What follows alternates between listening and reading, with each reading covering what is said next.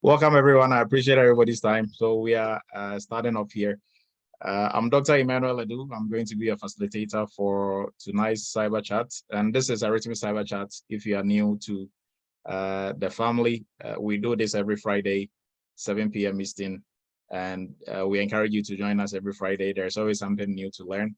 And tonight, we are going to be talking about cybersecurity interviews and why you might probably have failed your cybersecurity interview. And I know there are a lot of folks on here who have some good insights to share. But we will go through what we've prepared for the whole entire group, and then we will open the discussion to everybody, and everybody can join in. And happy 4th of July to everybody also as we are moving forward. So a lot about myself. I'm Dr. Emmanuel Edu. I'm a former United States Army captain. I'm the founder of Eretmis Academy and also the CEO of Eretmis Inc. Eretmis Inc. is a QSA cybersecurity company based in New York. Same as Eretmis Academy is a cybersecurity training institute based in New York. And I love to teach. I love to help cybersecurity professionals.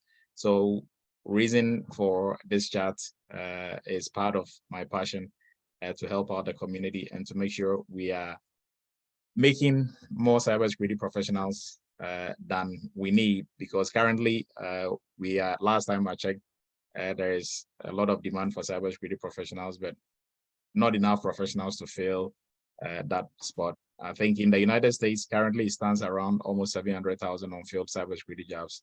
And that is not to say that the jobs will be given on a silver platter. You have to work for it. And, that is why we are doing this, we are about to discuss about interviews, because that is where the make or break comes in.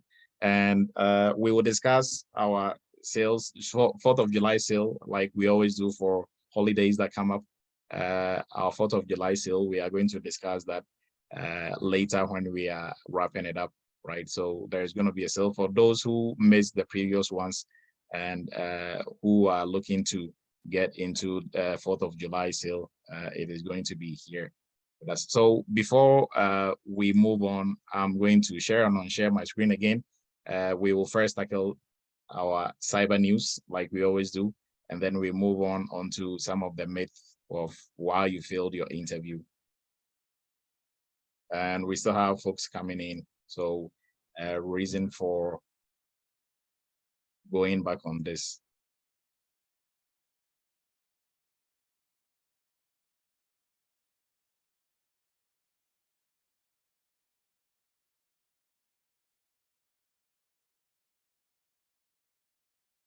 Please hold one whilst we bring this back up.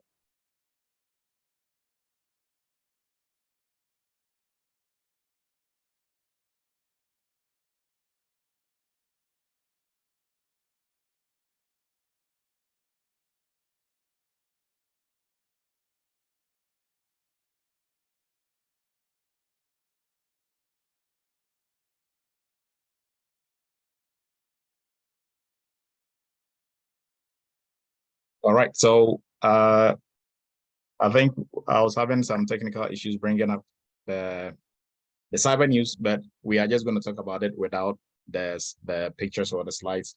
So one cyber news this week is that there are a lot of the number of script kiddies. If you know who or what script kiddies are, they are type of hackers who are kind of novice when it comes to hacking.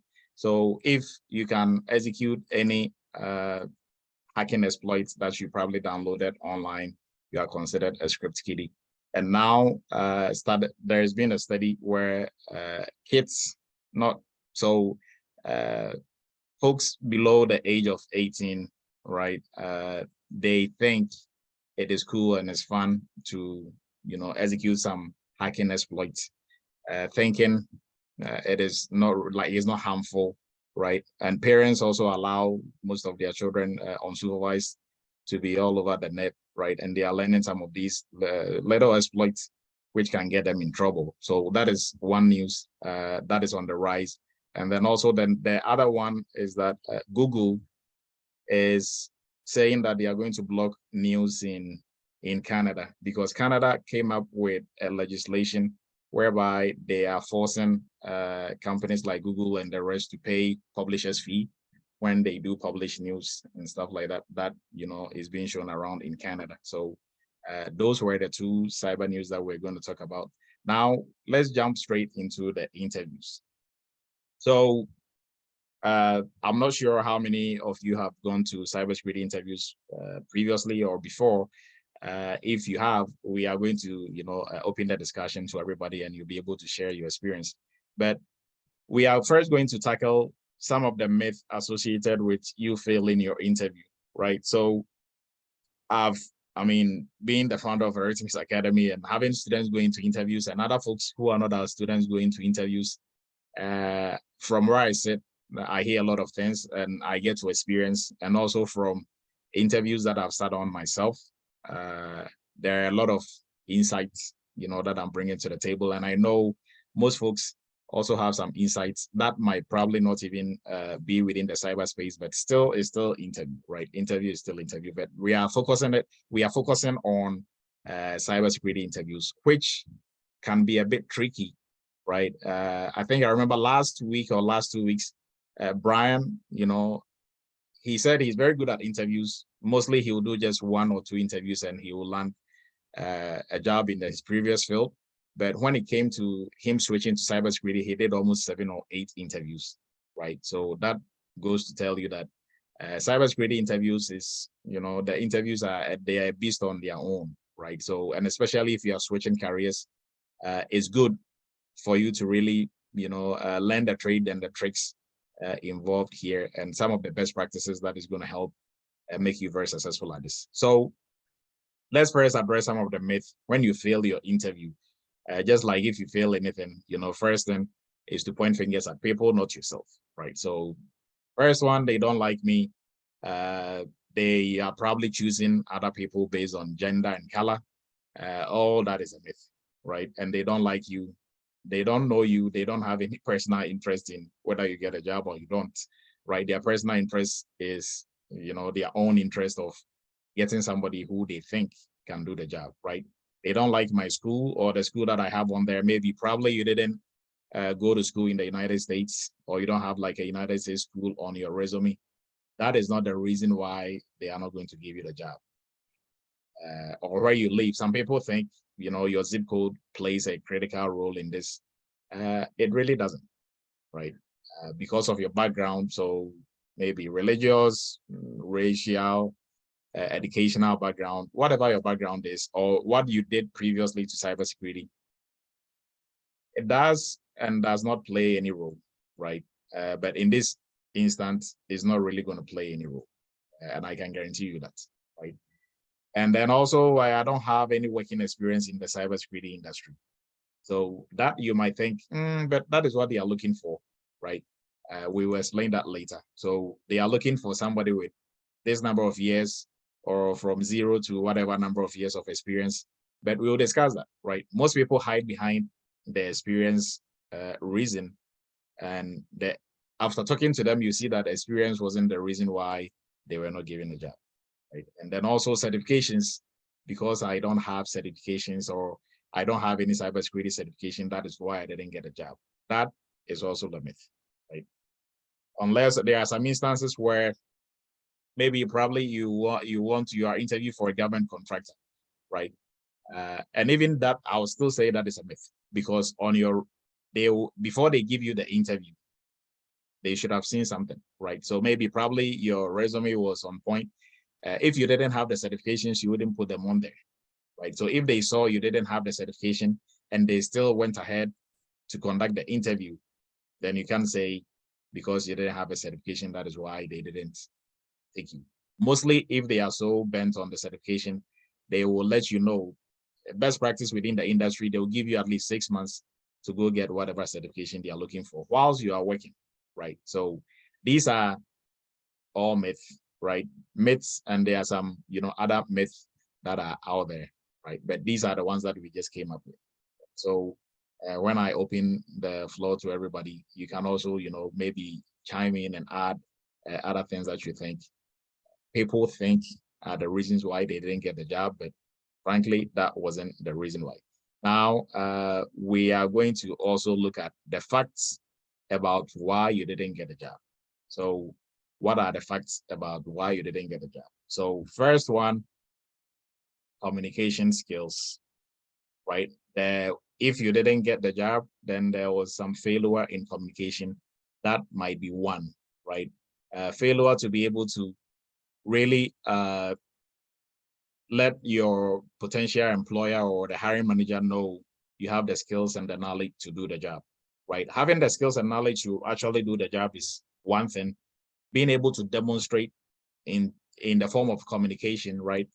Being able to, articulate what you can do and the skills you have and the knowledge and skills you are bringing to the table is also a different thing altogether, right? So you might be able to, you might have the technical knowledge and abilities to do the job, but if you are not able to speak to it, then obviously they wouldn't know you can do the job.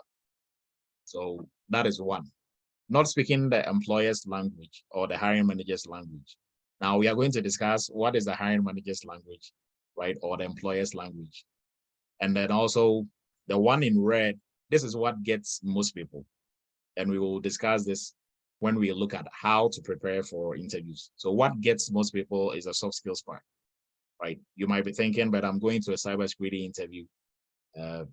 Why do I need soft skills, right? I have to be really on point on the technical side and I should be fine.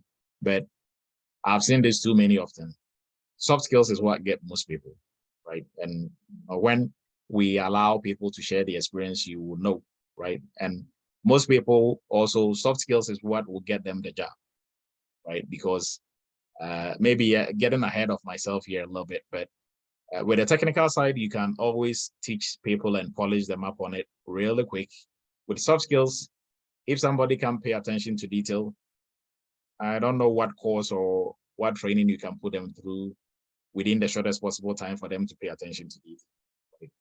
If they are very disorganized or if they can't work with people, they just don't like working with people. They are not, the person is not a team player, right? There's nothing you can do about it. So, and all this, mostly with soft skills, the funny part about this is they are not going to ask you directly, do you have good communication skills? Or do you have good writing skills? Do you have good team player skills? They are not going to ask you these questions directly. Soft skills, they always play into the questions that were not asked, but then they still got answers for those questions that they didn't ask. So during interviews, if they ask you 10 questions, they probably had 10 questions more that they didn't ask you, but they inferred the answers from the questions that you answered, right? And you wouldn't know. So you might think you answered all your questions right, but then they are still like, okay, you have that email of you are moving on with somebody else. Probably you didn't, you were not able to answer the questions they didn't ask well, right? And we are going to discuss that and let you know how you'll be able to answer the questions they didn't ask well. So it's kind of funny. How am I going to answer questions they didn't ask? But there is a way, and there is, a way of doing that, right? So soft skills we are going to tackle again, but we are going to move on. And not knowing enough about the company. So I always tell our students and folks who are in our job placement assistance program, if you are trying to work for a company, right, it's like trying to find a life partner. So a wife or husband, right, or any significant other, right? You can't just meet somebody on the street and say, hey, I'm going to marry you tomorrow, right? So look at it in that perspective. The company you want to work for, if you want to work for Eretmis Inc., and you come to an interview and I ask you, what do you know about Eretmis? And you just draw a blank. Like, I know it's a cybersecurity company, and that is all you know. I don't think you are ready for this marriage, right? So just think about that for a while. We are going to also talk more about this when we look at, some of the best things, like how you should go about knowing about the company. We are going to discuss that also. And one of the big ones also here is fluency. Fluency in cybersecurity language, right? What is cybersecurity language? We are going to discuss that also as we move along. Now, rehearsal and practice. right? In the Army, before we go do any mission, there are 3 things that we do, right? The first thing is we practice. Second thing is we practice. Third thing is we practice some more, right? So you practice, practice, practice until, you practice again, right? So most people will go to interviews without practice, and you will know why. Probably I'll put somebody on the spot and you understand exactly what I'm talking about, practice, right?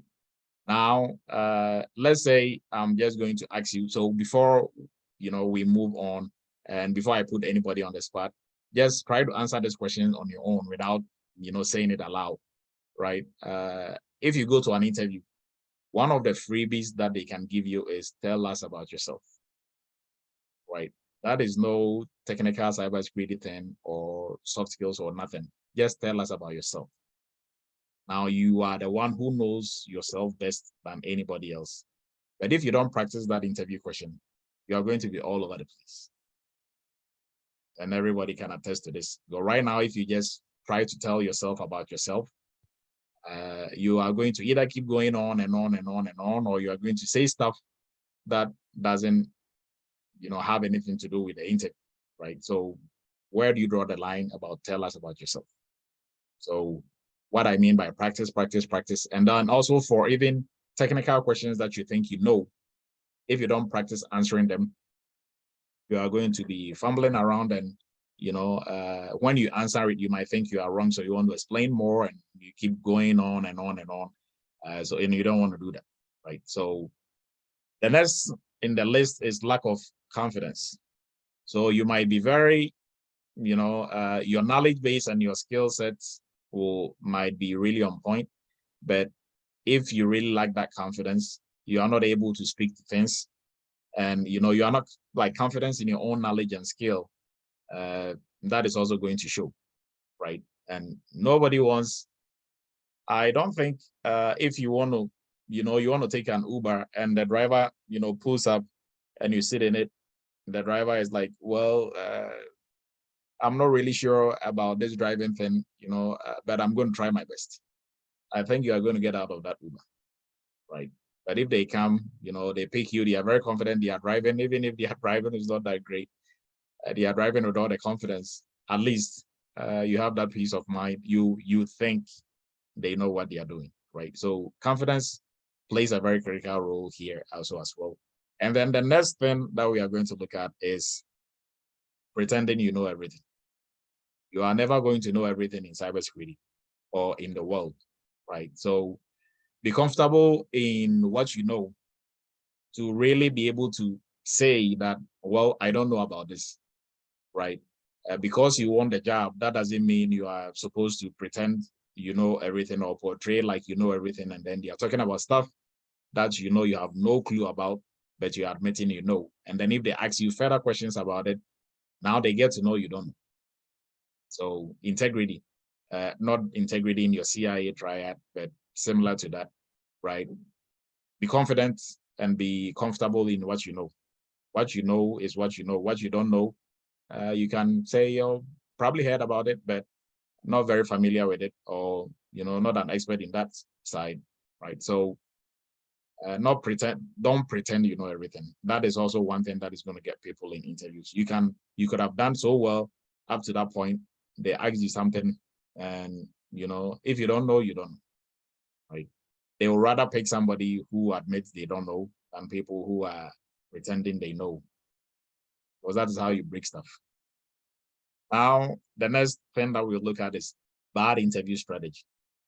So we will discuss bad interview strategy and what is a great interview strategy. And the last thing, and what can also break and make you during interviews, is appearance. Most people take appearance for granted. Now, even if you are just going to do a phone interview, dress like you are going to do in-person interview. And that is going to translate into your voice and how you present yourself and everything else, right? If you are just in your pajamas because you think they are not going to see you, your action and everything that you are going to portray is also going to portray somebody who is in the pajamas, frankly.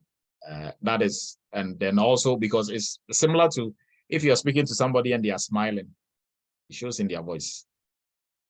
If they are pissed off, it's going to show in their voice, right? So telemarketers and other folks who do cold calls, that is one of the tricks. They dress as if they're going to talk to you in person, or even if they are not dressed in that way, at least before they speak to you, they are smiling on the other end of the phone. Right? So appearance, and especially if you are doing a Zoom, if it's a Zoom interview, if it's Meet interview, if it's a meeting that is going to be in video, make sure you are taking the time and the effort to look very presentable, formal, not even casual, formal, very, very formal. And it will amaze you. You are going to be the only person, the only guy, only girl who came to that interview very formal. Everybody else is going to come just, a little bit, semi-formal, semi-casual, but, be the one who takes this very seriously, and it is going to pay off. Right now, let's look at how you are going to be, what you can do, on the other side. Looking at these facts, what can we do about it? Right. So these are going to be the tips and best practices that is going to set you apart from everybody else. And then we'll open the floor for everybody to ask their questions. And then, more things are going to come up that we are going to answer. So first, we are looking at the communication part of this, right? So mostly for most cybersecurity jobs, if you look at the job description, the skills that they are looking for, it covers technical cybersecurity knowledge and skill, and then also soft skills, right? So as part of the soft skills, mostly you see that they require you to have great communication skills, writing and speaking, right? So if you get the interview, it means your writing communication skills work. So now they are going to test the other one, and they are not going to ask you during the interview, do you have great communication skills? Because what are they doing at the interview? You are communicating with them, right? So if you are not coming off as how they want you to be, then obviously they are not going to give you that job. It's not the most technical person who gets the job all the time, right? And not even all the time. You can be the most technical. Let's say if you are grading you in terms of how technical in terms you are in terms of knowledge and skill, you can be 100%. If somebody is 80 and they have other skills going on for them, they will pick that person, over you anytime and any day, right? So how do you become a great communicator? We don't normally teach that in any cybersecurity training, right? But in our internships, what we do is we make our interns do presentations. So at least that is going to force you. And then also you are going to be in teams and groups. So within your group meetings and stuff, we also make leaders and team leaders. And so you are forced to at least kind of learn a little bit of, great communication, right? But for interview purposes, just for everybody else, what is really going to help, even if you are really bad at communicating or speaking in public or speaking or interviews in general, practice is what is going to help. You have to practice, practice, practice, practice, right? Is similar to any other skill, right? If you are really bad at running, and Dr. Edu is, naturally I'm a good runner, and I sleep on it, but then you practice for almost a year, and I don't do anything, and we have to, meet at this competition and run or compete for, anything. We have to run like this number of miles. Obviously I'm super good at running, but if I don't practice, and you've been practicing, even though you are weak, you've been practicing for a year, and you are very diligent about your practice, you are going to win, right? So no matter how bad you are, or you think you are bad at, communication, if you practice in terms of rehearsing your interview, rehearsing your answers, rehearsing, so you might be asking, so what answers am I going to rehearse? We'll talk about that in the strategy part, right? So rehearsing your answers, rehearsing scenarios that you're going to give during the interviews, when you go to the interview, it becomes easy and simple, right? You can be the great or a very great speaker, a great communicator. If you don't prepare and you don't practice or you don't rehearse, it is going to show, right? So even though maybe your natural ability is going to help you a little bit, but if you did some practice or some rehearsal, you would have maybe probably landed the job, in a more easier fashion than maybe if you're still going to get the job. So now let's move into speaking the employer's language. Now, what is the employer's language? So if you ask most folks who come to interviews, so why should we hire you, right? Your hiring manager is asking, why should we hire you? Or why should we choose you over other candidates that are equally qualified like you? Most folks, they will just go straight to default mode of how the job is going to help them, right?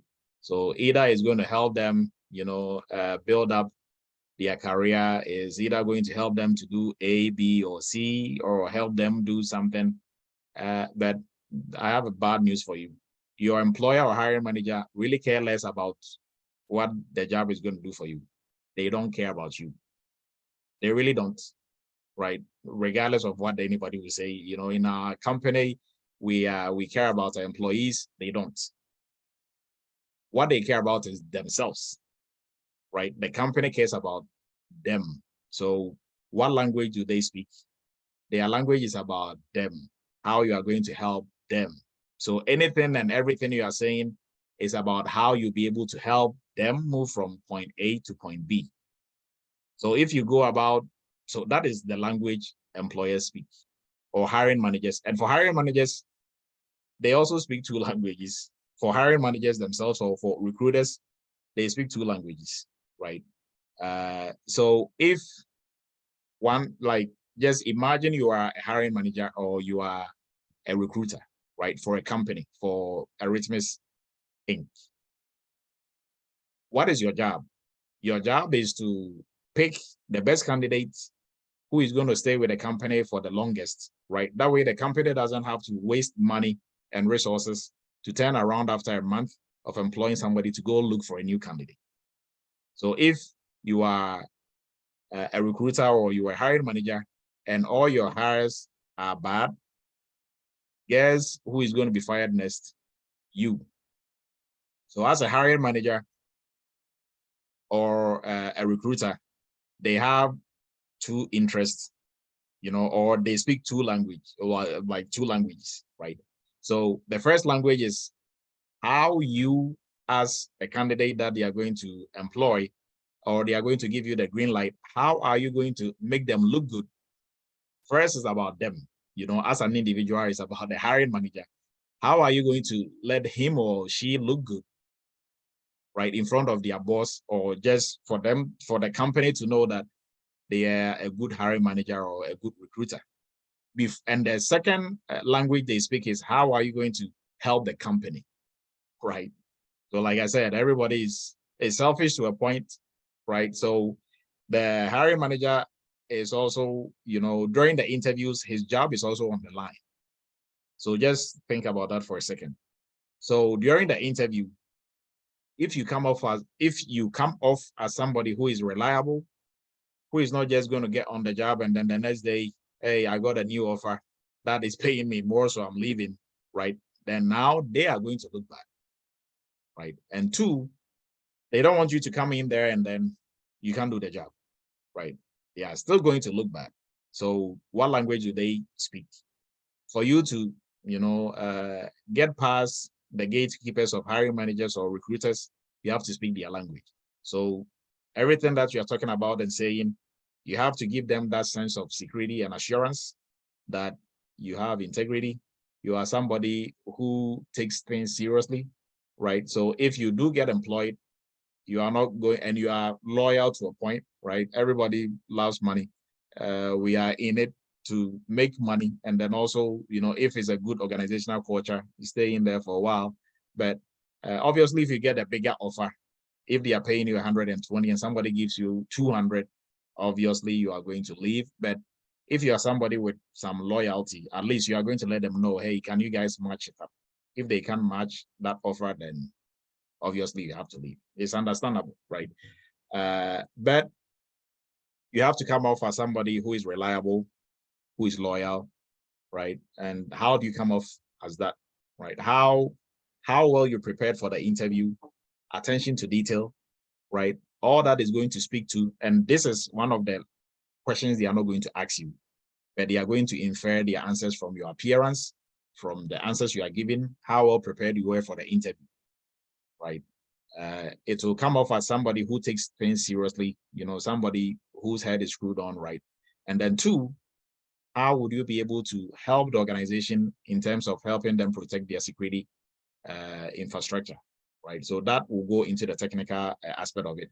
But everything that you are answering, so for example, if they ask you, they've gone through, you've gone through 3 interviews, you did really well.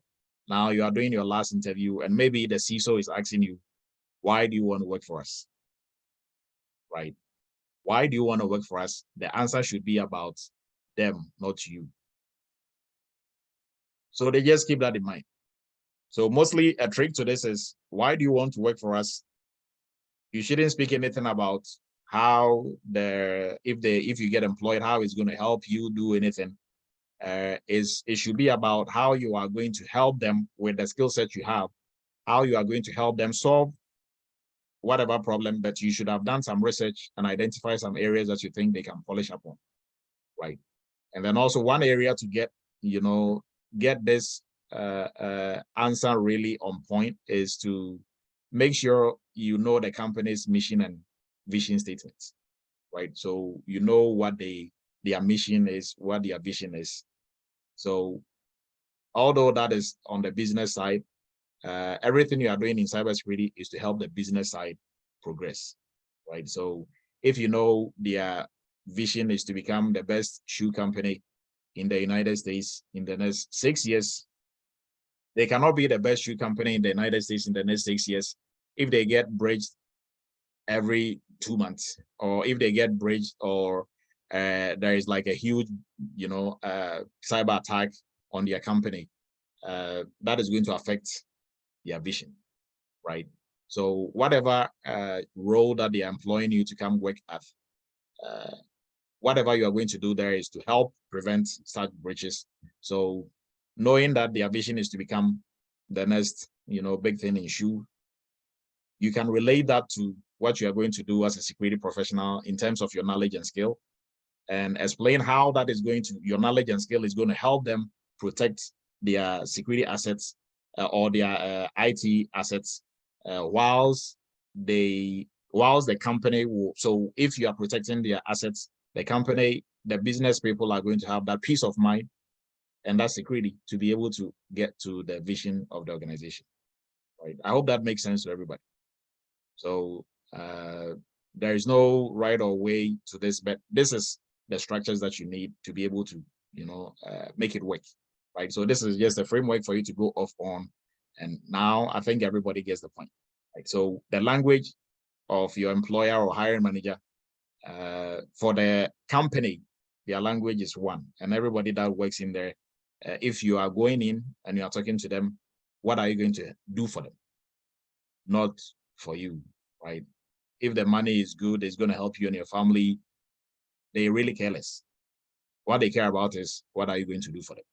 So everything that you are saying, whether you genuinely believe in their mission statement or you don't, you make it sound like you do, right? Because if you don't, then why do you want to work for them in the first place, right? So since you want the job, right, whether you are lying or you're telling the truth, that is really, on you. But the best practice and the trick to this is to make sure you are speaking their language, right? Last thing you want to do is they speak French and you are speaking Chinese. Everything that you are saying is just falling on, on the wrong side, because they don't hear whatever you are saying if you are not speaking their language. Now we move into technical skills. Technical skills, we are talking strictly cybersecurity technical skills. Now most people get into this space of when we say technical in cybersecurity or in IT, most people just go straight into coding, into, you know, forensics, ethical hacking. No, all those are part of the technical knowledge and skills that, you know, you might need depending on what job you're applying to. But like all knowledge in cybersecurity is technical knowledge, right? Example, if I am speaking about principle of least privilege, it has nothing to do with coding. But if you just go on the street and you ask anybody, hey, what is the principle of least privilege?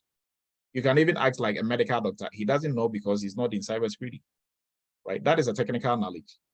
So when we say technical, everything in cybersecurity is technical. So for folks mostly who are like, yeah, I want the non-technical parts, I just want to go into GRC, everything is technical. So it's not just coding. If you don't want to do coding, understandable. You don't want to do ethical hacking, that's fine.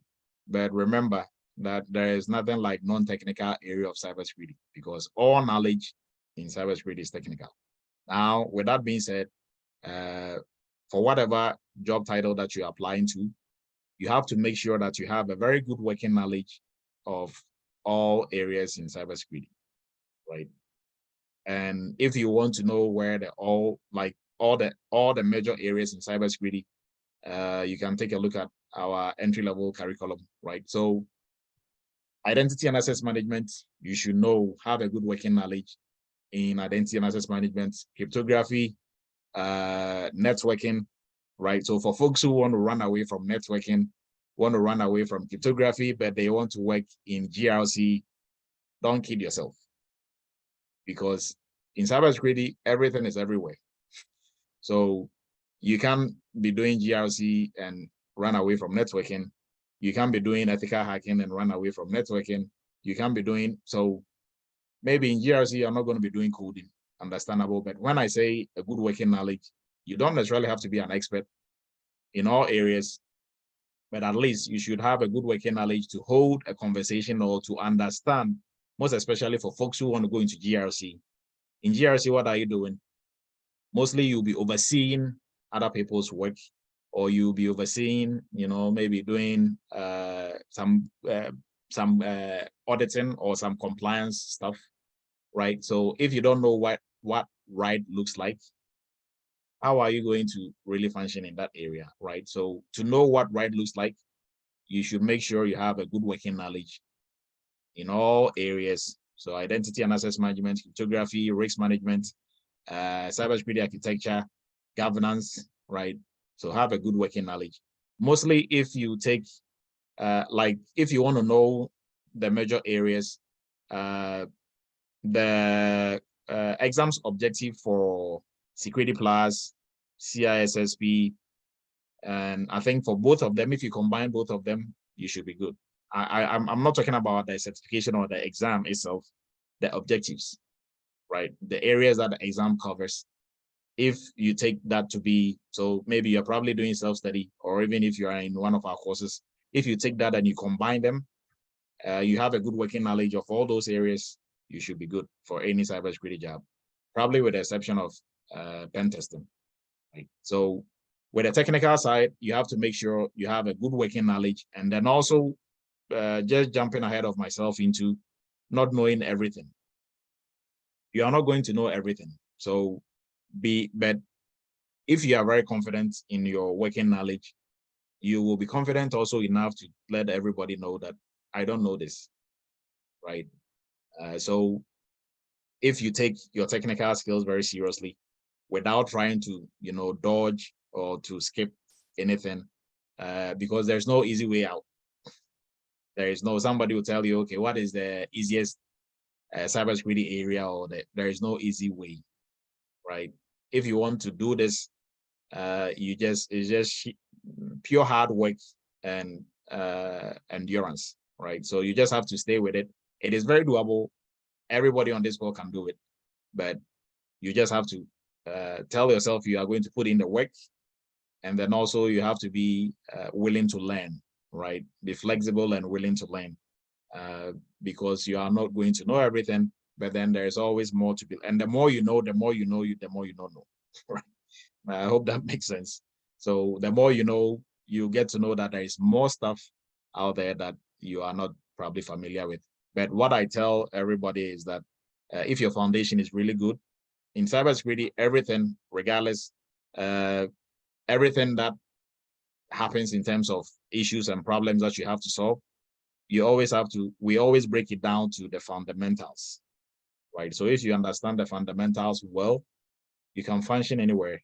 There can be new software, there can be new theories coming up, but if your fundamentals are good, you have a very great fundamentals, you can function anywhere, right? So your fundamentals being that you have a good working knowledge of networking, cryptography, and the rest, right? And you'll be able to sit at any table and hold in a meaningful discussion with anybody on any of these topics, right? And if there's a problem, you'll be able to contribute to it also as well in terms of the solving of the problem, right?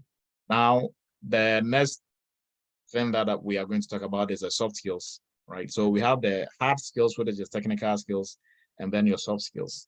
So the soft skills include anything from team player, team leadership, leadership itself, management, your managerial skills, paying attention to detail, being innovative, thinking outside the box, everything else that you can talk about, right? Communication skills, writing skills, interpersonal skills, right? Working in a team. So all these skills are skills that everybody on here has built over the years. At least if not all of it, most part of it, right? You either go to church, you've been to school, you work, you are in a family, right? So you communicate with people. We all communicate with people. So communication skills, if you are good or bad, you know, right? In the professional setting, in terms of work, you work in groups, you've been working in teams. All those skills sets you are bringing, you can bring from elsewhere. It doesn't have to be in cybersecurity, right? So that is why most often, like I tell people, when it gets to experience, right? You see a job description that is accent that has 10 maybe skill sets that they are looking for.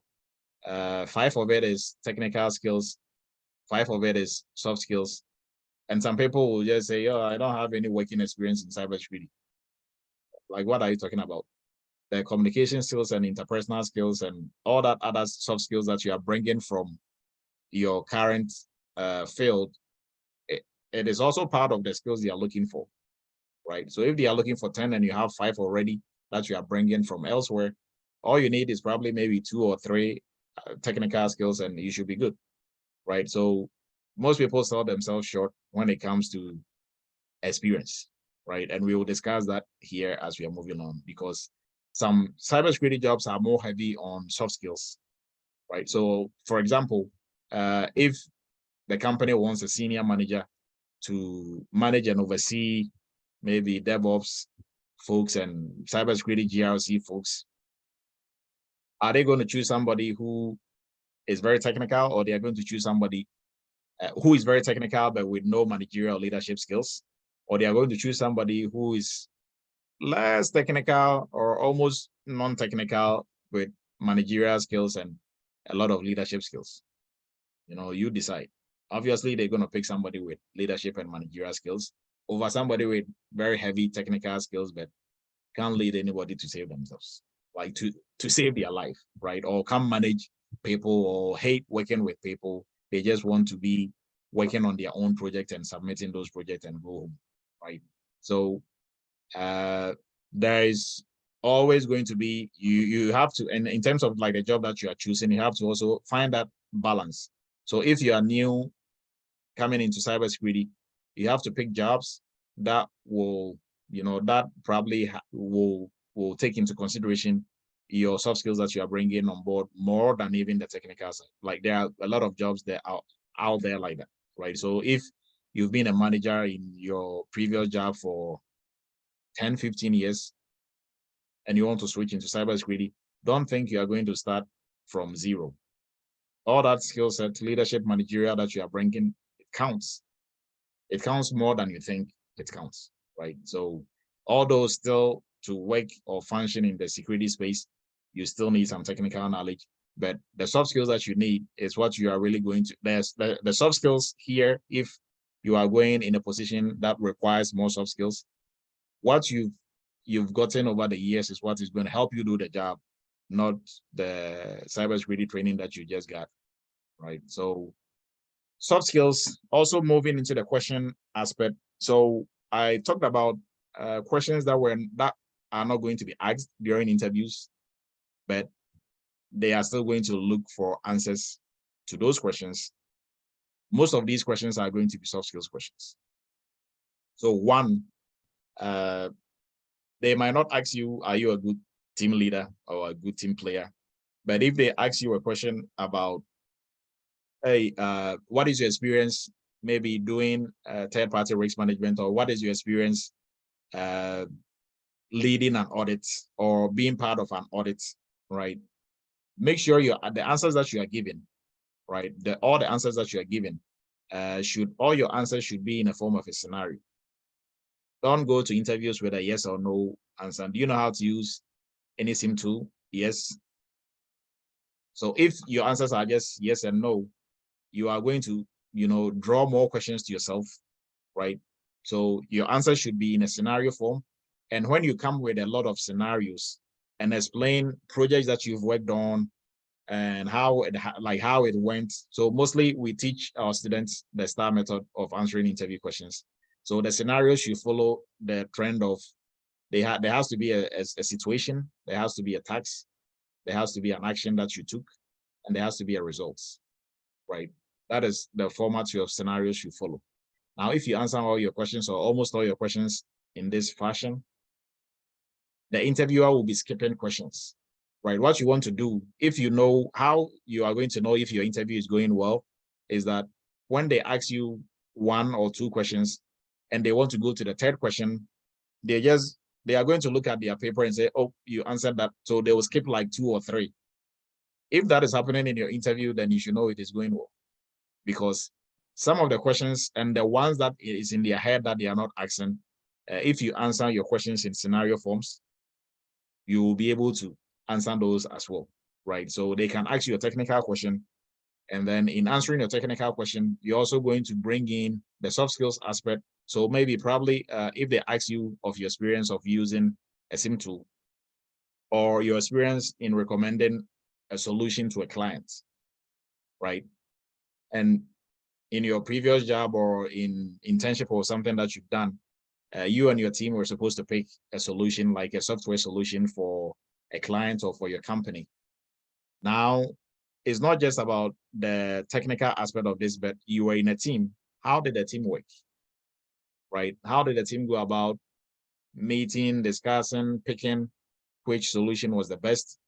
And then you can get into the technical aspect of it as well, right? What was the situation? What was the task assigned to the team? What was the action you took or the team took? And you being part of the team, what was the results, right? You can also bring in some of the problems and issues your team had and how you resolved it, or how the team resolved it moving forward, right? So in answering just this one question, that was a technical question, you spoke into your ability to work in a team, your ability to handle team conflict, if you're the team leader, your ability to, your interpersonal skills. So just answering that one question, you've answered a lot of questions that they didn't ask. And then also the ones that they had written down that they're about to ask, they are going to skip a lot of them, right? But if you just go with yes or no, and mentioning just the items that they are looking for, that draws more questions. Because, for example, if I'm sitting on an interview and I ask you, do you know how to use any SIM tool, or mention one SIM tool that you are familiar with, and you just say QRadar, my next question is going to be, how did you use it? Right. And now, you're probably going to say one or two things. We used it to do A, B, C, D. Okay, how did that work out? So you see how that is going to draw more questions, which you probably didn't prepare for, right? But if instead of just saying QRadar, you gave the background to why your company even used QRadar and how you got to, know QRadar and how you used it without them asking, you'll be in a better place than somebody who just opens themselves up right, for more punches. So it's just like boxing, right? If you don't cover your face, they are going to punch you. So how you cover your face is making sure that you are coming in with scenarios, and good scenarios for that matter, right?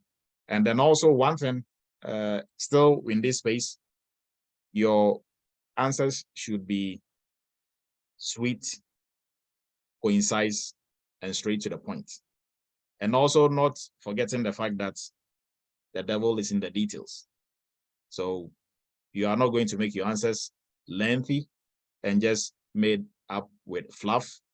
At the same time, you are not just going to give yes or no answers, right? So you have to find, get a fine, fine tune your answer to the point where, it is straight to the point without missing any vital details, right? So soft skills, they play a critical role. Most of our students who do not get their job in the first, second try, most of it, when you do talk to them after interviews, we are able to know that it was soft skills that really didn't get them there, right? And because of that, we started really, getting deep into the soft skills aspect. So although you came to learn cybersecurity, we end up taking you through, like example, what we are doing right now. For the job placement assistance that we offer, we take you through soft skills as well, because that is mostly is the make or break for most students, right? And I think for last 2 weeks, Lumen got his first cybersecurity job, and he spoke to this, that it was the soft skills that got him the job more so than his technical knowledge and skills, right? So that is why soft skills is in red. So if you are trying to get into cybersecurity, it behooves you to pay attention to this, because you have some of these skills already, right? But how you are able to, you'll be able to position yourself, and how you'll be able to answer interview questions. If you don't get insights like this, you wouldn't know, right? And might be selling yourself short. You are already prepared going to interviews thinking it's going to be just technical, and then they throw this question at you. So you are in a team, right? This is a natural question that a lot of students will get during interviews. So you are going to interviews thinking it's going to be technical questions, so you are ready to talk about your CIA triad and all that. And they ask you, hey, John, so if you're in a team and one of your team members is not, playing their part in the team, what are you going to do about it?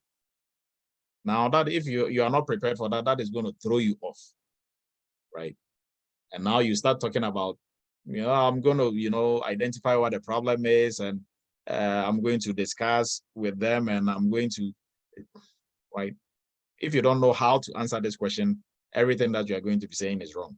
They will be there nodding their head and okay. But whatever you are saying is just a bunch of nonsense, right? And because you didn't prepare, you're going to be all over the place. Trust me, I've seen that too many of them. You're going to be all over the place because you don't know that what you are saying is good enough, or have to add more to it. So you're going to keep talking and talking and talking. Now, some people even go to the point of, well, I'll try to resolve it, or I'll try to talk to him. If he still doesn't do what he's supposed to do, I'll report to the manager. They know the manager is there, and they're asking you, what are you going to do about it, right? And then sometimes they even go further. If they've seen that you are struggling with it and going around in circles, they ask you, okay, so you did all that, he still or she still didn't do what they're supposed to do. He doesn't show up to group meetings, and the task or what you have to do as a group or as a team is almost about to, like your time is almost like the time allocated is almost up, and he's still not bringing his part of the project. What are you going to do about it? After everything that you've done, if it still didn't work, what are you going to do about it? Now, at that point, that is the kill. There is nothing else that you're going to say. Like, they are looking for a certain answer, and you didn't get it. You are all over the place. So now they are driving you back to it. Whatever you did still didn't work. What are you going to do about it? Right? If you don't prepare for such questions, your technical skills is not going to save you.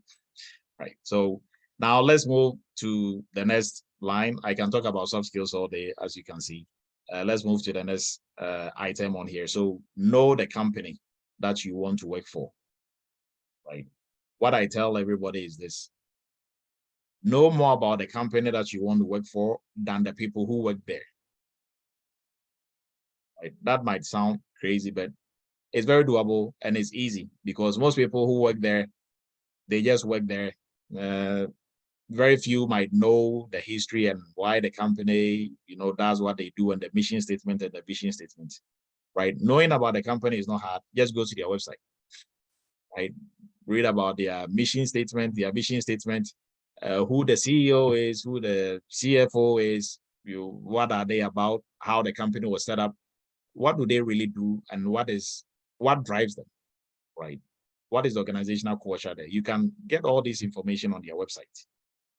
So if you are the owner of the company and you interview 5 people and you ask them the same question, what do you know about my company? I'm going to tell you for a fact, probably not even one is going to be able to tell you anything substantial about the company because they are just thinking about the cybersecurity, technical stuff and what is on the job description, forgetting about the company. But what most people also miss is this: for every job description, the very first portion of the job description, the company talks about themselves. We are company a shoe company that, believes in A, B, C, D. We have a very strong cybersecurity team we are looking for. So even if you don't go to their website and you go to the interview and they ask you, what do you know about our company? And you don't know, it means one, you don't pay attention to detail because on the job description, they gave a biography about the company. That is the first thing before you even jump into what you are going to do or the skills they are looking from you, like the skills that the skills and the knowledge that they require you to know, right? Mostly you see what you will do and skills, you need and something like that on those lines. But before that, there is always a history about the company, something about the company before that, right? So if you just keep that, like what most people do, they just ignore that and go straight to the job description, right? So if you come to an interview and they ask you about the company and you don't know anything or you are just like what you know is very minimal, it means you don't pay attention to detail. You don't read because like that was a free one that they gave you on the job description.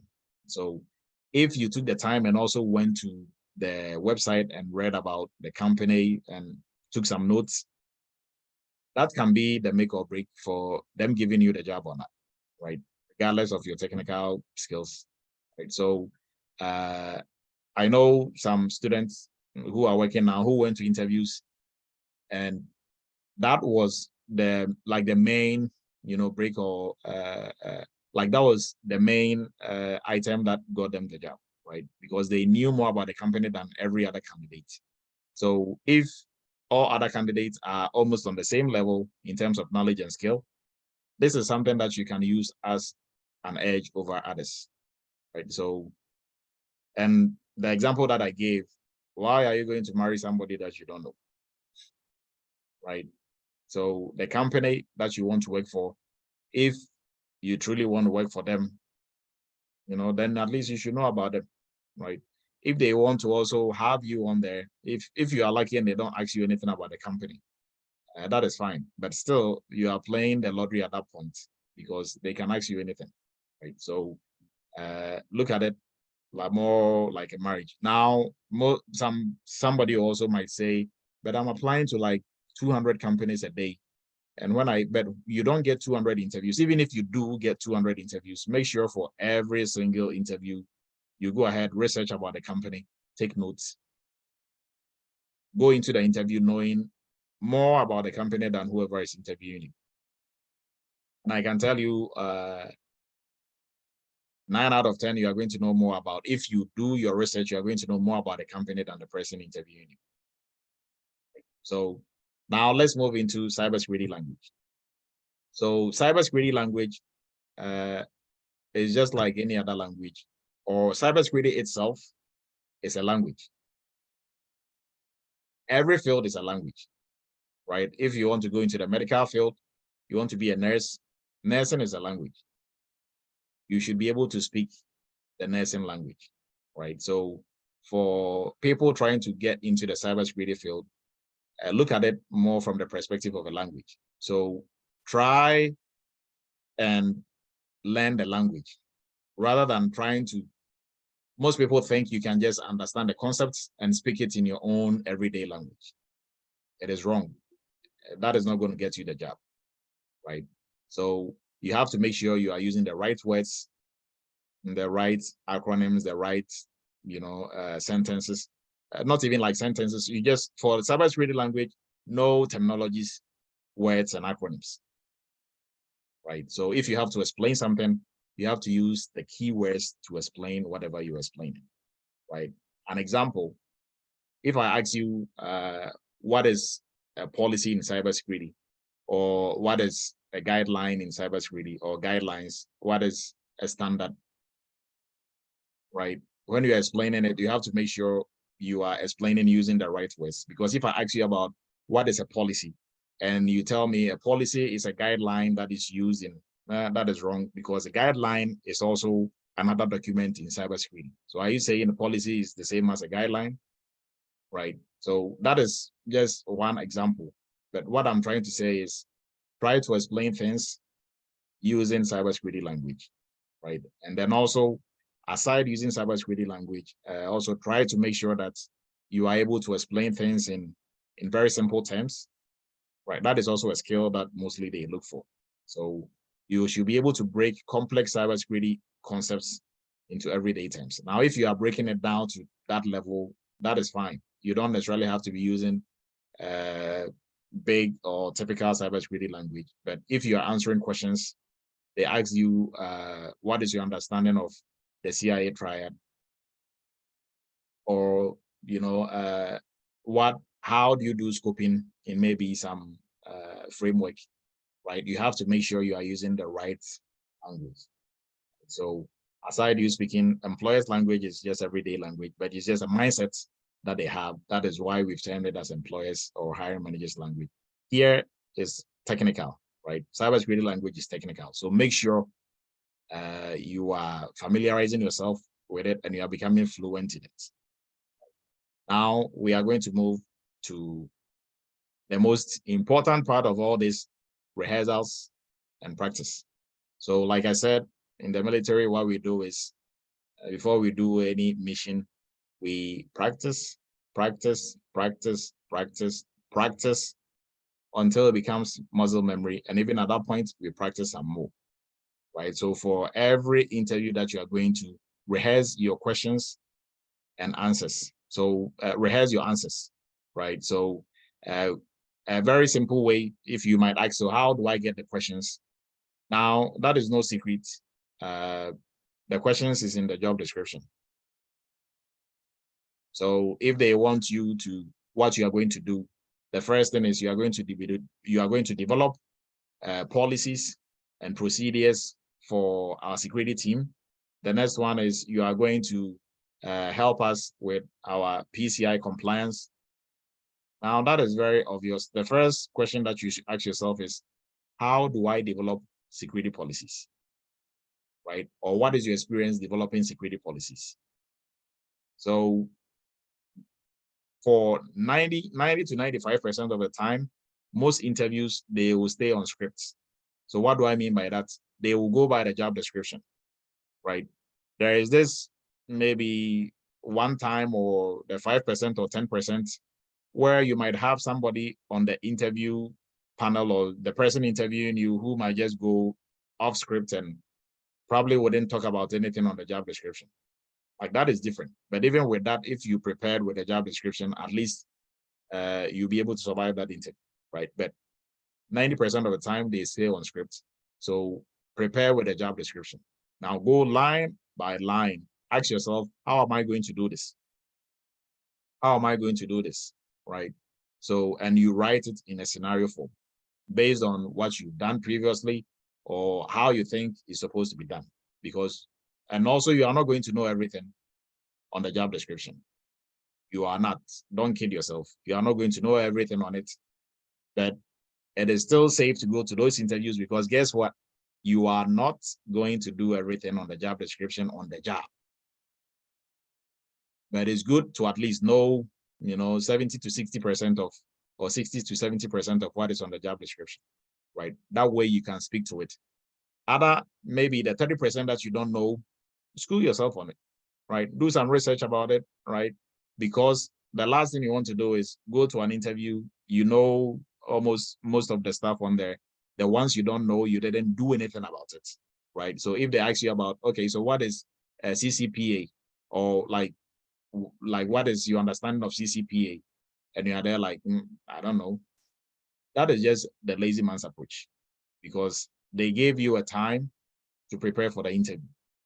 So at least, oh, I know CCPA is like data privacy policy, or like data privacy that is implemented in California. It's about this and this and this and that, but I've not actually worked with it in any setting, but I know this is what it's about. At least they know you are a learner, right? So they can train you. You are trainable, rather than knowing it is on the job description and go like, I don't know, right? That is a lazy man approach. So you are not going to know everything, or you are not going to have used or have done everything on the job description. So also, this is also to speak to you, to let you know that when you're applying for jobs, if you don't recognize everything that is on the job description, that doesn't mean you shouldn't apply for it, right? But then also, if you don't know anything on the job description, please don't apply it. Because if you do, you are just going to make a fool out of yourself during the interviews. Right? So at least you should know a good, I'll say 50 to 60, 70%, and the rest you can school yourself on it. That is normal industry practice. So because you are not going to know everything, that is a fact. If you are waiting to know everything on every job description, then you are never going to work in cybersecurity. That is a fact, right? So now let's move on into confidence. So how to build your confidence up? You are not going to be confident if you didn't prepare for the interview. And preparation is what we've talked about so far, right? There are some things on the job description that you don't know, and you didn't take the time, or you didn't bother to even know, right? So you didn't do any research about it. That is going to reduce your confidence. Two, if you show up to the interview, if it's in person and you show up late, stress is going to kind of reduce your confidence, right? If you dress well, it is going to boost your confidence, even if you are speaking over the phone. If it's not in person, and even if it's just on the phone and you are dressed well, dressing well, does something to your psyche. So make sure your appearance is on point, even if you are not going to be seen by anybody, right? And what is also going to really set you apart in terms of confidence is knowing your stuff. So if you know your stuff and you are well prepared, even for interviews, there's going to be some level of stress, right? I've not seen anybody going into any interview with, there's going to be some level of stress, which is good. It's good. If there is no stress, then you have to check yourself, right? And probably there's something wrong, right? So if there's no stress, then you are underestimating your enemy. And in this instance, it's not real enemy, but whoever is going to interview you, if you underestimate your enemy, you are going to be so wrong, right? So there has to be some level of stress that will keep you on your toes. But if you are well prepared, then confidence is going to show. If you are well dressed, confidence is going to show, right? And if you give yourself time, you show up early, or even if it's Zoom, you are ready, right? You make sure, like the stress, you don't stress yourself because you are rushing into it, or something on those lines, right? And getting back to, you wouldn't know everything. You are never going to know everything. So accept that. That is a fact. I don't know everything. There are some stuff that some people will run by you and you're like, what the heck is that? I don't know, and I don't care, because I don't know. I frankly don't know, right? And I'm not going to pretend I know, because I'm confident in what I know, right? So If maybe that is something new, it's not in my line of work that I use every day. So if I don't know, it's part of cybersecurity, that's fine. So, but I'm not going to pretend I know, right? And if I was going to an interview, I'll do my research on it, and that way I'll be able to speak intelligently about it. I'm not just going to show up and say I don't know, right? That is just the lazy man approach, right? Or the lazy girl approach. So now let's get into great interview strategy. What is a great interview strategy? So great interview strategy, the best interview strategy is being well prepared, right? And then 2, practicing your interview questions over and over and over and over again, right? To the point where when they ask you the question, you know exactly where you are going with this, right? So an example, tell me about yourself. I'll give the floor to everybody, and we'll ask 3 people to tell us about themselves. I'm going to tell them the role and the company they are going to, that they are applying, to work in, and also the role that they are going to be in and what the role entails. And then after that, I'm going to tell them to tell us about themselves, and let's see how they answer it. I'm going to have, everybody is going to be a judge, right? So once we're done, 3 people will answer, and everybody else will judge, right? And then you are going to tell me why you think this person's was best, why this person's, need to fix something on it. Now, if you have a good strategy going into this, everything else that we talked about, everything that we've discussed, should be in your strategy. It should be part of your strategy, right? So great strategy is you are well prepared, you are confident, you are well dressed, you know your stuff, right? You know your stuff. Things that you don't know, you've researched and you know enough about it that you can speak intelligently about it, right? There is nothing like, I don't know. If it is something that is not on the job description and they just brought it up from their magic hat, just say you don't know, right? For those, you can just, if you didn't know prior to the interview, you really don't know. So just be frank with them, you don't know. But if it's something that was on the job description, please don't go to the interview and tell them, I don't know anything about it. You should be able to at least research and speak to what it is. You can let them know you don't have a working experience with it. So an example, if maybe probably they have a tool on there, you've never used QRadar, and they say, okay, what do you know about QRadar? Oh, I know QRadar is a SIM tool, it's used for this and that and that. It's similar to this tool that I used to use, but for QRadar, I don't really have an experience using it. They will prefer that, and they will train you on it, right? As opposed to somebody, yeah, I used to use it in my old job. How did you use it? Now you are stuck, because how you use QRadar, you can't read it anywhere, right? You actually have to do it to be able to speak to how you use it. So if you don't know, you don't know, right? But a good strategy is everything that we talked about, right? And appearance, I can't stress on that enough. So we are almost wrapping it up, and then we open the floor for all comments. And I know there are a lot of folks on here who have some good insights that we can also learn from. And hopefully everything that we talked about helped. And we are just going to move straight into the July 4th sale. Happy 4th of July to everybody, even though we have some 3 days or so to go. But we'll be running a sale again for everybody who missed the Memorial Day.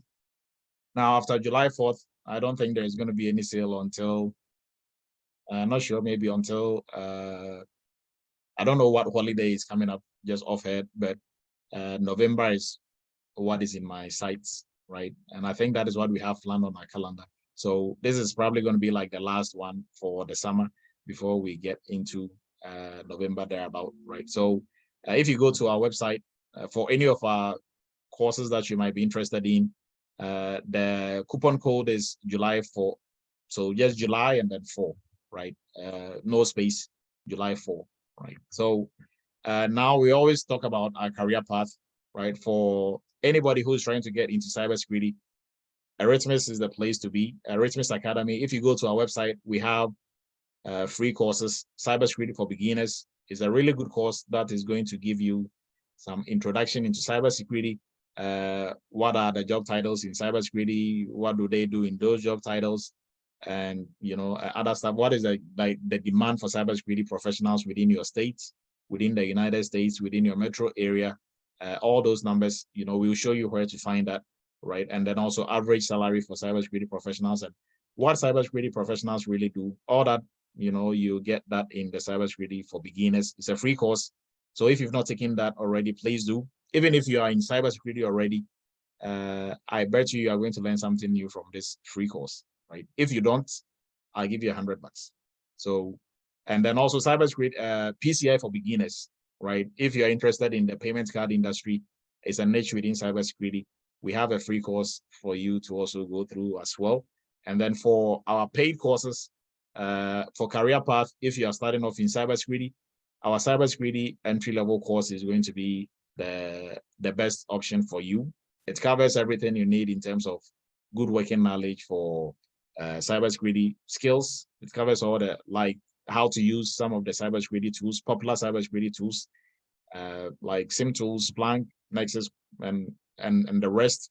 And then also we have 2 months of internship where you are going to work on real cybersecurity projects for two of our sister companies. And that is going to count towards your experience in the cybersecurity field. And then also job placement assistance, where we help you find a job. So what we did today, talking about, why you failed your interview, cybersecurity interview, it's all part of job placement assistance.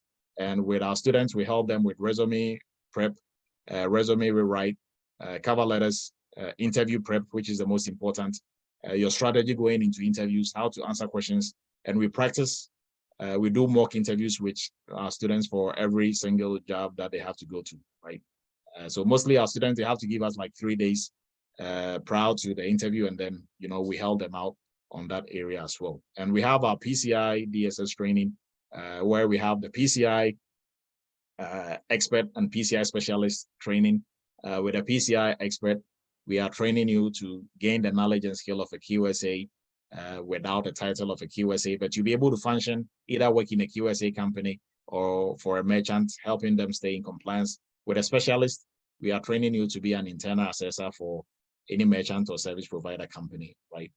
If you want to learn more about that, you can take the PCI for Beginners, and that will help you to gain some understanding of what PCI is all about.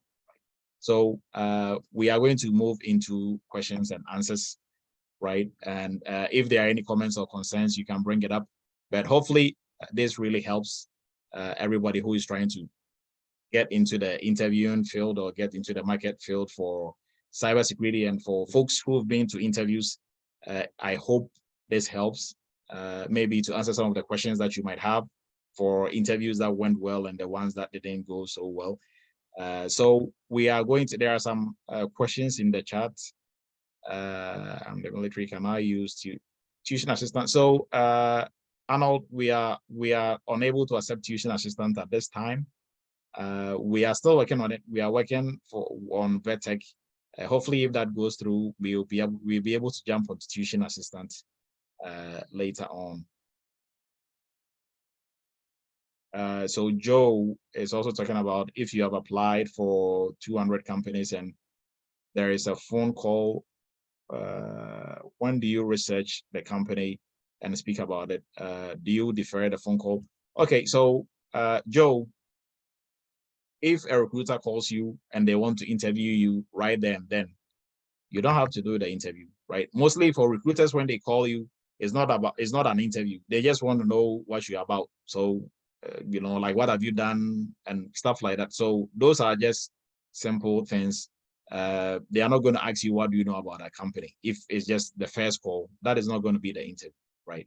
And if maybe for some reason it's a crazy recruiter, they want to just call you out of the blue and interview you, a full-blown interview, you can tell them, hey, this is not a good time. Can you probably call me maybe like tomorrow at 10 or something, to give yourself time, right? You have that, you are at liberty to give yourself time. So hopefully that helps with that answer. Okay, for explaining. Yeah, so somebody was asking, how am I going to practice my interviews? So with your interviews, you can practice it with family, friends, your significant other, right? So like I always tell people the practicing part, right? It is not for maybe you are practicing with your wife or your husband or your son or your daughter or your brother or your sister, right? You practicing for them, they don't know cybersecurity. So obviously, if what you are saying is nonsense, they wouldn't know. But that is not the goal. It's not for them to grade you on whatever you are saying. The goal is just for you to have that repetition. So saying it aloud and phrasing it, because when you do that, you yourself, it is helping you because as you are speaking, you are thinking, and you will know whether you are speaking trash or what you are saying is good, right? So, and how you are coming off in terms of delivery, they will be able to tell you that, hey, I think, like you can say it in a better way, or it can be more smooth if you keep practicing, right? So the goal is just for you to practice, not for them to necessarily rate you. Now, if you are practicing with somebody who is also in the security space, then that is even better because now they can rate you on what you are talking about, right? So, but the goal is just for you to practice. So if you have to speak in front of the mirror by yourself, you just have to say it aloud, and practice and practice and practice. Okay, so yeah, Julius asks, if the interviewer asks you, tell me about yourself, can you say something like, I don't want to bore you talking about myself? What problems the company is facing is what I can help with. No, Julius, tell me about yourself. You have to tell them about yourself. Now, let me give you this tip. Mostly when they say tell me about yourself, right? That is for you, it should be a freebie. For them, they just don't want to, they really care less about you, right? Frankly, like that is the honest truth. Tell me about yourself is all part of the answers that they are looking for questions they are not going to ask you, right? So before I even get into the tell me about yourself part, I think there was one cyber chat where one of our students, is a while ago, I think almost more than a year, one of our students, Dedrick, we were doing job placement assistant-ish cyber chat like this, and he brought this issue up. He went to an interview, right? And the lady, they were just holding a normal, casual conversation. And the lady didn't ask him anything about cybersecurity or even soft skills, or no question really. They were just talking about the weather and, where do you live? I live in Virginia. And why did you move to Virginia? Where did you live previously? Questions like that, right? None really, you might not even consider that as interview questions. So to him, they didn't do the interview, right? But then the next day, the lady sent him an email saying they are moving on with a new candidate. And he wanted to punch her in the face because to him, there was no interview. So like, what is she talking about? She didn't even interview me. But I heard that and I just started smiling. I'm like, that was the interview. So if like they made you put your guard down, right? By making you so comfortable. So they were just, hey, so you tell us about yourself. So you are just going to say something that you think is just, just something, just having a normal conversation with somebody you just met, waiting for the technical questions or the actual cybersecurity interview. And then they go into, so what school did you go to? You mentioned your school. So why did you choose that school? Oh, well, Malachi is my friend and he was going to that school and I thought it was cool. So I went to that school too. Now, what they are looking for there is your critical thinking abilities or skills. So you just went to the school because Malachi went to the school, really? They are going to move on with somebody else because all that interview is a soft skills interview, right? What they are talking about, you might think is nothing. It's just casual interview. So you are looking for the main thing, but the main thing is what they are discussing in a casual way. So if they are asking you about, tell me about yourself, they want to know what you're about. So tell me about yourself. They want to know your experience in the security field as it relates to the job description or what they are looking for, right? So tell me about yourself. If they are looking for somebody to be a security analyst and what you are going to be doing is maybe third-party risk management stuff and compliance, and tell me about yourself. You are speaking to, oh, I used to be a pen tester, and I was doing penetration testing here and penetration testing there, and I did this and I did that, and you didn't say anything about, maybe risk registers or having the skills and knowledge to conduct third-party risk management. You just shot yourself in the foot, right? And then also don't say, I don't want to bore you with my story. Just, this is what I can do to help your company. No, that is also wrong. Like, that is wrong from all angles. Tell me about yourself. Do tell them about yourself, but you have to be prepared for that. Everything that you are saying about yourself should be in relation to the job description or the job that you're applying for, right? So you should bring in the company itself, their mission and what they do. Bring in your skill sets that you are bringing to the table that will help them move from point A to point B, right? They care less about how many dogs you have and everything else that is going on in your life. But at the same time, you are not a robot. You're a human being. So you should also make it more human. You should have that human touch, right? So maybe tell us about yourself. Oh, so maybe probably you can, go with this, don't go with this example, but I'm talking about like the human aspect, right? So if maybe probably you're a lady, or even if you're a dad, if you can let them know, hey, I'm a cybersecurity analyst during the daytime, but in the evening I'm a dad of 4, so that is also my part. That is kind of more human.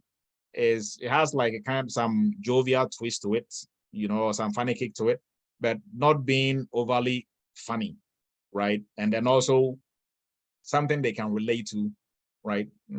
So that, just to break the ice, tell me about yourself shouldn't be too stiff, just professional, right? And it shouldn't be too casual in the same way. So you should have to find a way of fine-tuning it, but your main focus should be on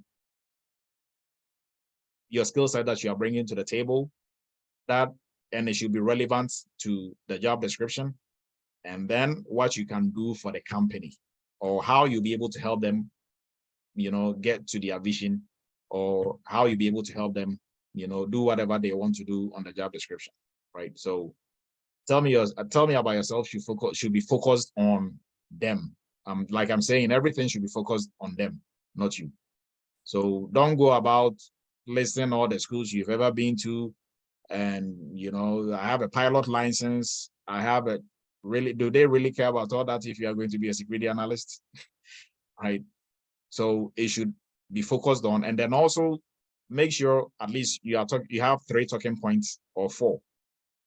So that when they ask, tell me about yourself, I'm talking about, so first off, Dr. Emmanuel Edu, I'm a cybersecurity professional. So I just said that can be a one line, right? My expertise ranges from third-party risk management, compliance in the PCI field, and then also ISO. Maybe if that is something that they are looking for, I can mention those 2 or 3, leave it at that. And then another line, I'll add another line to it. That is all I'm going to say.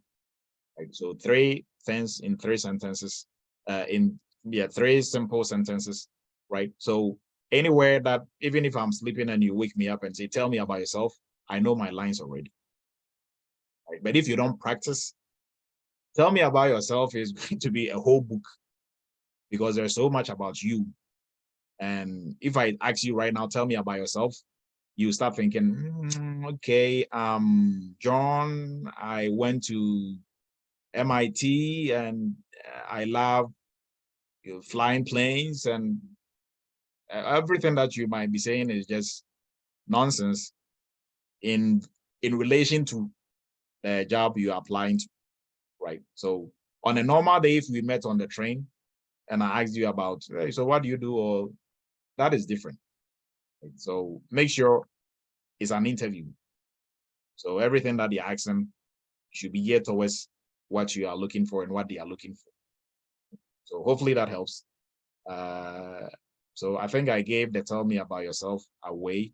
So we are not going to ask right? Anybody, you can practice on that on your own. Please, you're recording and we're going to get this. Yeah. So this is being recorded, it's going to be posted.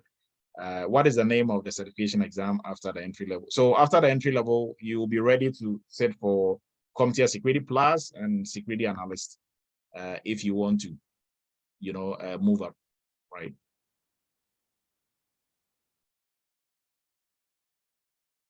So how do we know, another question, how do we know the interview questions to practice before the interview outside the questions you are telling us about? So like I said, for interviews, the interview questions, there are no secrets. Everything on the job description, you should get your questions from the job description, right? There are some general interview questions that will be going around that people have online and elsewhere, but for the specific interview, those ones you can use for practice if you are not going to any specific interview. But if you are going to a particular interview, your interview questions should come from the job description. Now, how you come up with interview questions is for each single bullet on the job description, make sure you ask yourself, how am I going to do this? Right? In how are you going to do it in practical terms, not in theory? Because if they want somebody to develop security policies, don't go telling them definitions of what the security policy is and all that. They really care less about that. What is your experience doing security policies? How did you do it? Where did you do it? And how can you do one for us? Or how can you help us with ours, right? If they want somebody to help them stay in compliance with HIPAA, how do I help companies stay in compliance with HIPAA? Or how can I help a company stay in compliance with HIPAA? That should be the question you should ask yourself. And you should come up with practical, things that you can do to help them. Not HIPAA is about this, HIPAA is about that, HIPAA, they really careless, right? So that is where you are going to get your interview questions from the job description. So that is why it's really, I wouldn't say funny, but it's kind of, I don't know like the right word for it, but if somebody comes to an interview and they look so unprepared, right? So I'm like, the questions were right there, like the answers were right there on the job description the whole time. And you just showed up and we asked you something on the job description and you are there, pulling blanks are like, well, I don't know about that. And then some people, like the funny ones are people who think they can talk around anything.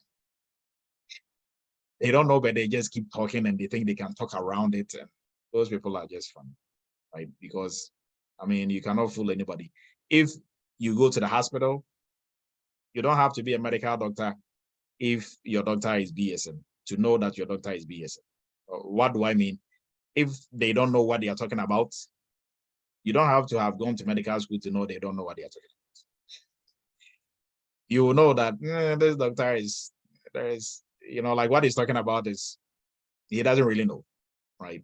If they know, they know. If they don't know, So it's built in our human nature. And most especially if you're talking to somebody who is already in the field, who probably knows more than you, or probably, that is what they portray to be.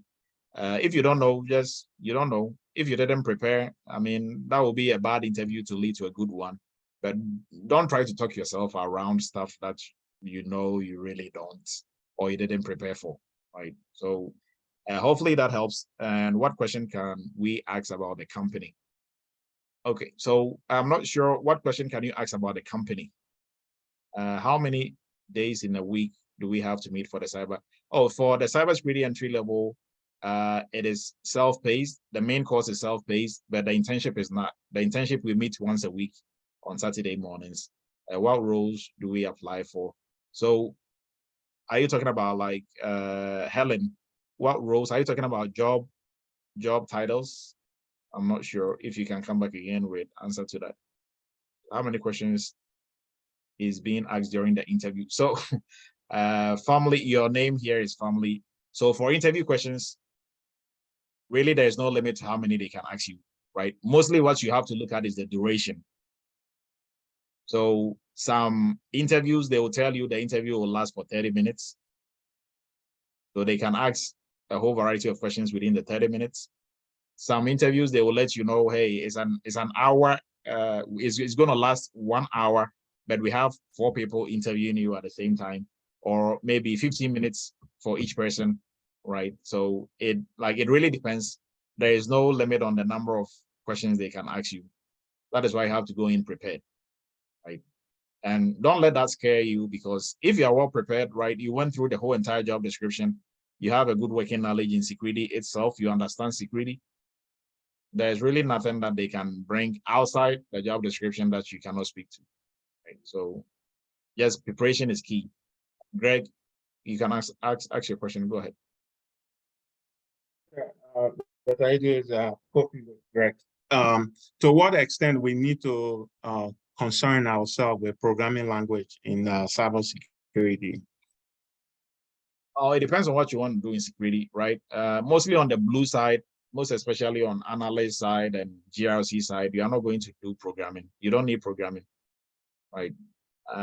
Where you need programming mostly is forensics, ethical hacking aspect of the house. The red side is where you need programming. And even with that, now today, ethical hacking has become so easy. There are a lot of automated tools out there that you can use without actually being able to write your own code or scripts. Right? So, but for you to be a functional ethical hacker who really knows what you are doing, you have to know coding. Yeah, at least know some. So you are obviously, to do ethical hacking, you are going to use Bash, which is Linux.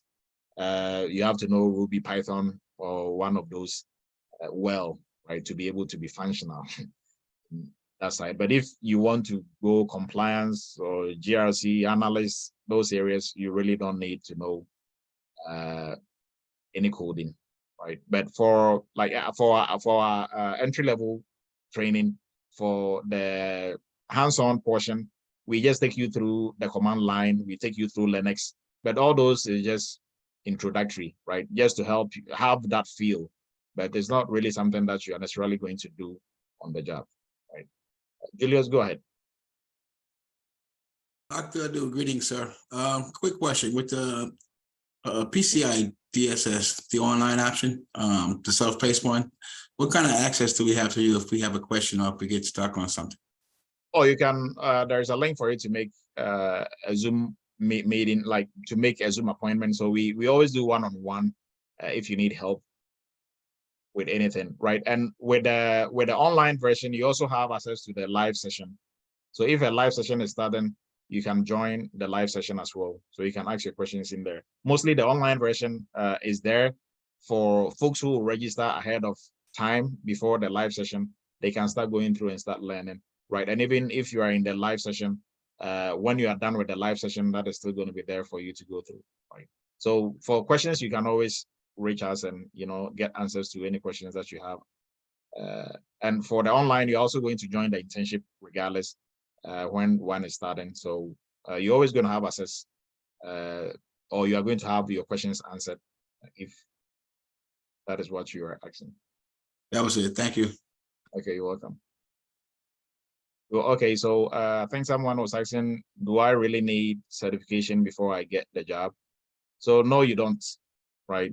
There are some folks, there are some people working in cybersecurity making 200 plus with no certifications, right? Some have been making like 300 with no certifications. So that is not also to say certifications are not good. Certifications, I'll encourage everybody, you know, even if you're in the industry already, at least try your hands on 1 or 2 certifications every year, right? That is going to help you, you know, polish up on your learning, and then also let you know what is going on in the industry, right? So certifications, they are good, but certifications are not going to be the ones answering your interview questions for you. So if you go to an interview and you don't know anything, you can have all the certifications in the world. Nobody's going to pick you. You have options of just providing job placement assistance. Yes, Charles, we do provide only job placement assistance. If you go to our website, there's a job placement assistant course on there. If you take that and you are done, then we can move you into doing one-on-one for job placement assistance. PI, you recording? Okay, so yes, we are recording this. What is the name of? Okay, so I think all these we've read already. There are some questions also down here. Well, that's a lot. Certifications will always get you your foot into the door. Yes. Alan, thanks for your kind words. Most job descriptions that I see, they talk about PMP. Must I know PMP? No. So for job descriptions, right? This is also one thing that I want to add. Reason why you don't have to get hung up on certifications and then also on everything on the job description, you knowing it before you apply for that job, is that like guess who will post the job description or who makes the job description? HR.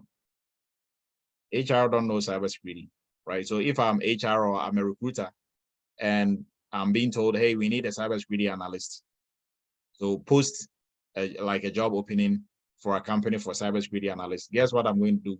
If I don't have one already, I'm just going to go around online and copy and paste somebody's job description. Or if I have like a friend recruiter who has one, I'm just going to get that and post it. So they know and even if they are given specifically what the analyst is going to do, they are going to put that in there.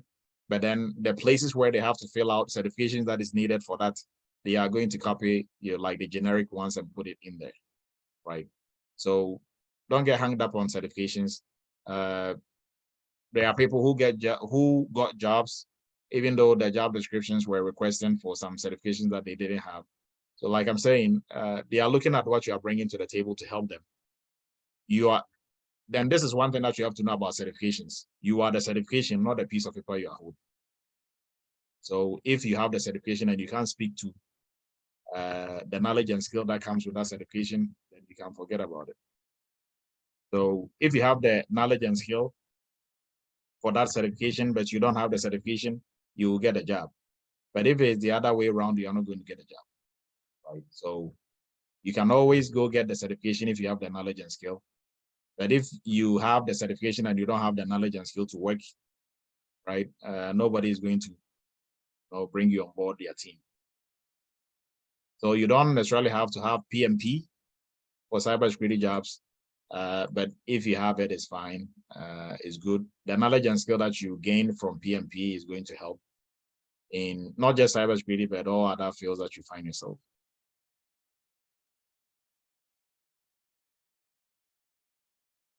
So Dennis is asking, the cybersecurity field is very diverse in nature. So what area does Eretmis Academy cover in terms of training? So let me address that real quick. Cybersecurity area is, or like cybersecurity field is broad. It's broad, but it's narrow, right? It's just like there are so many cars, right? There are so many cars around. There are Mercedes, GMC, and the rest. So different cars and how to drive it. They are all cars. So if they are all cybersecurity, how to drive hasn't changed since the invention of cars, right? There are new info tech stuff. There are new buttons. If you are speeding and you don't want to, run into issues because you are going too fast, there are for Lamborghinis and the rest. And even for some BMs, there are some, buttons that you can press for it to give you some leverage. All that is good, but the principle of really driving the car hasn't changed. I'm yet to see a car that when you turn the steering wheel to the left is going to go right. That hasn't changed. So my point is, when you have a good foundation in cybersecurity, you understand all the major areas in cybersecurity, you have a good working knowledge, regardless of how diverse it is in nature, you can fit anywhere and work because the principles and the theories and the concepts are the same, right? So now addressing Dennis's question, in our cybersecurity entry-level course, we are training you specifically on the blue side. So everything that is on the red side, ethical hacking, forensics, that is not what we are training you on. But for everything else, in terms of job title, if you go with risk management, third-party risk management, analyst, name it, you are qualified to do any of those jobs because we give you a very strong foundation to be able to function in all those areas. So for everybody, don't get into that habit of, oh, cybersecurity is broad, so I'm going to, when you are starting off in cybersecurity, don't start with a specialty because you don't know anything. What are you going to specialize in? Right? Make sure you have a very solid understanding, a very solid working knowledge in cybersecurity. That way, when you have to specialize, it's easier because you understand what is going on. Right? Because if I just jump into the medical field, I want to be a medical doctor, but I just want to be a surgeon. I mean, how is that going to work if I've not been to medical school? Right? If I don't know medicine, I'm not just going to jump and become a surgeon. So that is why it is important. Most folks who think it is important to have the foundation. So the foundation is for the entry level, we give you more than the foundation. Greg, go ahead.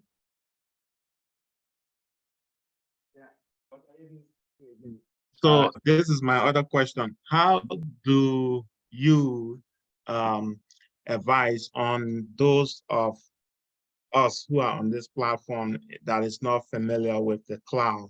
And some job description, will be talking about cloud, and some will not, how do you, what is your take on that? Okay, so the cloud, now everybody and their mom is moving to the cloud, right? So you have to familiarize yourself with the cloud.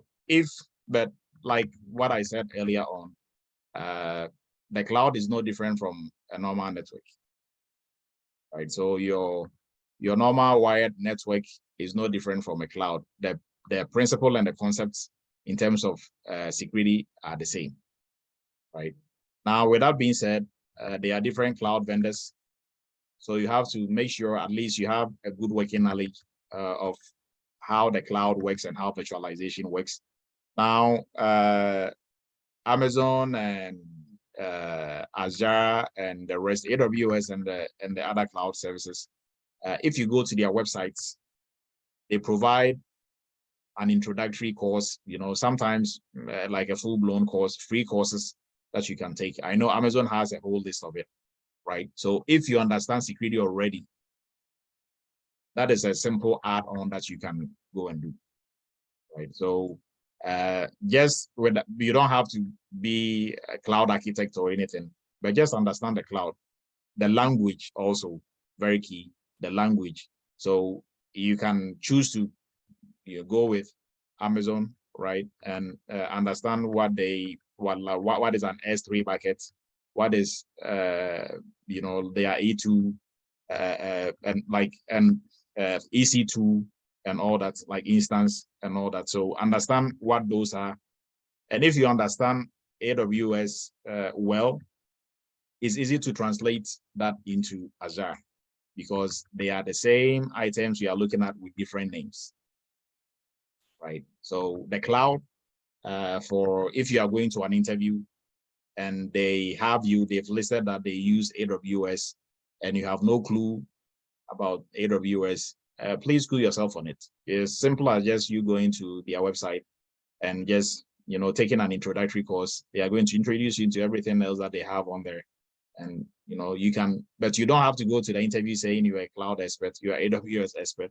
At least you have a good working knowledge of AWS, but you are by no means any expert, and you should let them know, right?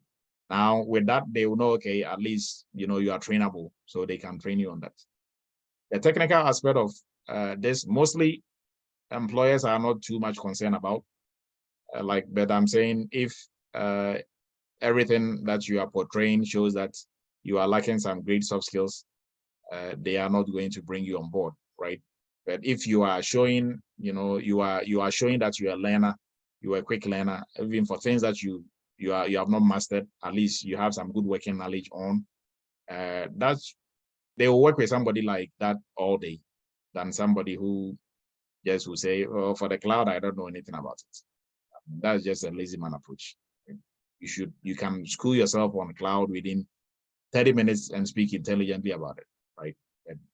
But also you should not go and tell them you are an expert in the cloud because you are not. So hopefully that helps. Now with, I think Tyson is currently, Oracle has free training and certification running through August. Okay, yeah, Tyson, great.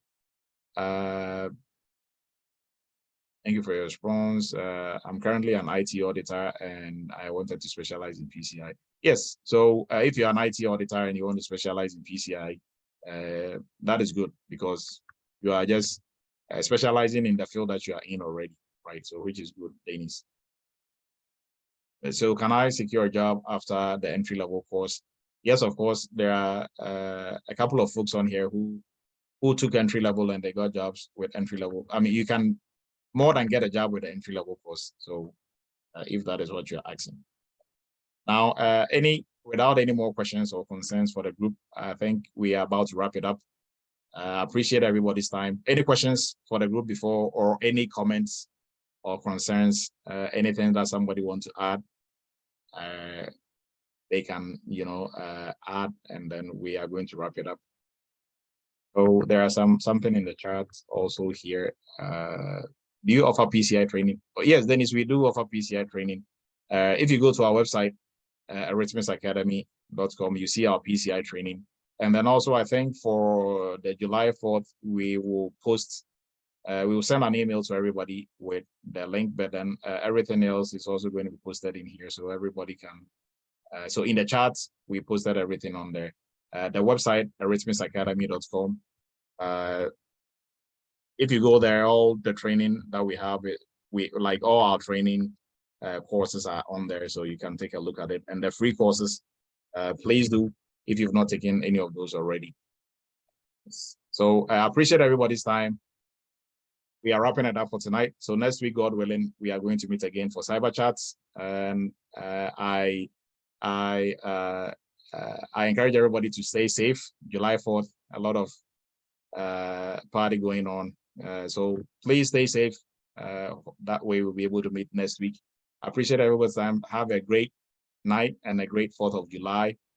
We will meet again next week, God willing. Have a great one.